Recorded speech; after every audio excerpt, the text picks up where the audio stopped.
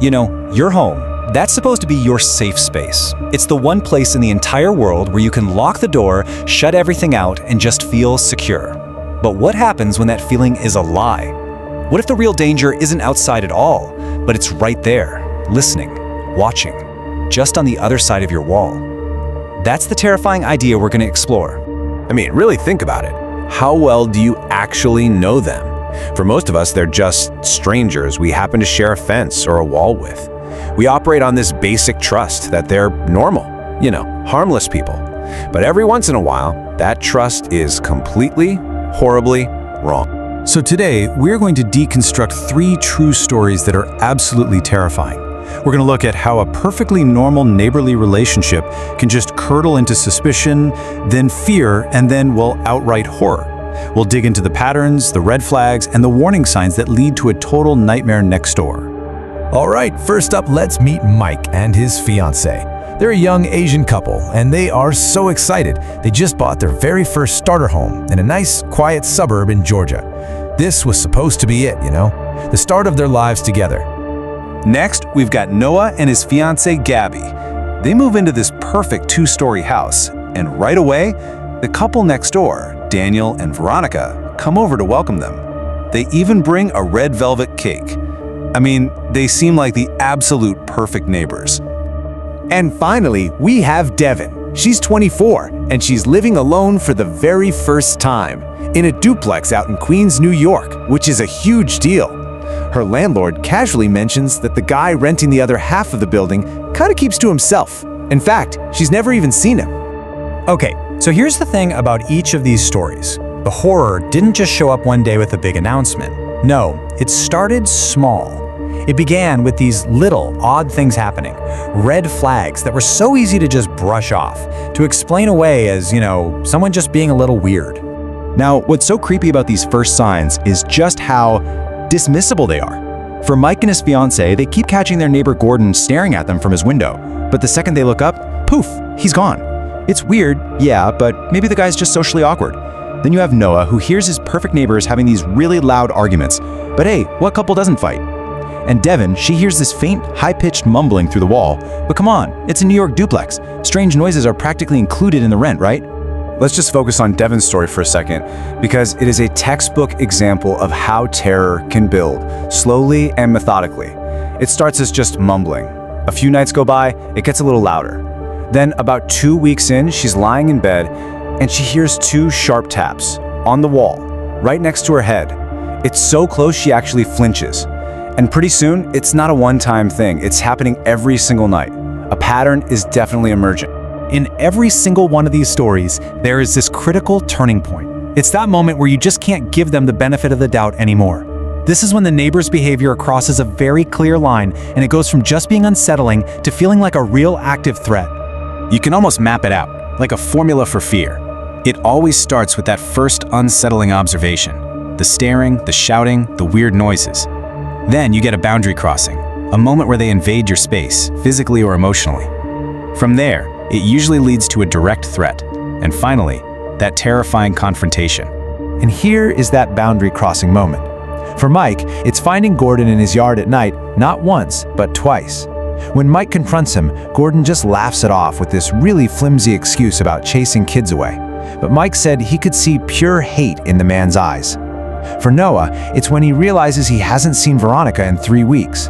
He goes over to ask her husband Daniel, who opens the door just drenched in sweat, all nervous, and lies, saying she's out of state with her sick mom. In both situations, the victims just know, deep down in their gut, that they're being lied to. For Devin, the escalation is way more direct and way more terrifying. One night, after hearing those same 3 slow taps on the wall, she hears that high-pitched voice again. But this time, it's not just mumbling. Through that thin wall, she clearly hears him ask, "What are you doing in there?" She said her lungs just locked up. This wasn't an accident. He knew she was there, and he was talking to her. And this is where all that quiet, creeping fear just boils over into an unavoidable, horrifying climax. Each of our protagonists finally comes face to face with the true nature of the person living next door. And the reality is so much worse than they ever could have imagined. So Mike and his fiancée, they're trying to be the good guys here. trying to smooth things over, so they accept a dinner invitation from Gordon. Big mistake. As Gordon gets drunker and drunker, his little passive-aggressive comments turn into a full-blown racist tirade. He's yelling that an Asian couple isn't welcome in his neighborhood, a town with a, quote, history of being white. Any illusion of him being a friendly neighbor is just gone. And that verbal assault, it quickly turns physical. That very same night, a brick comes smashing through their living room window. They know it was Gordon. Of course it was, but they can't prove it. The police tell them there's nothing they can do.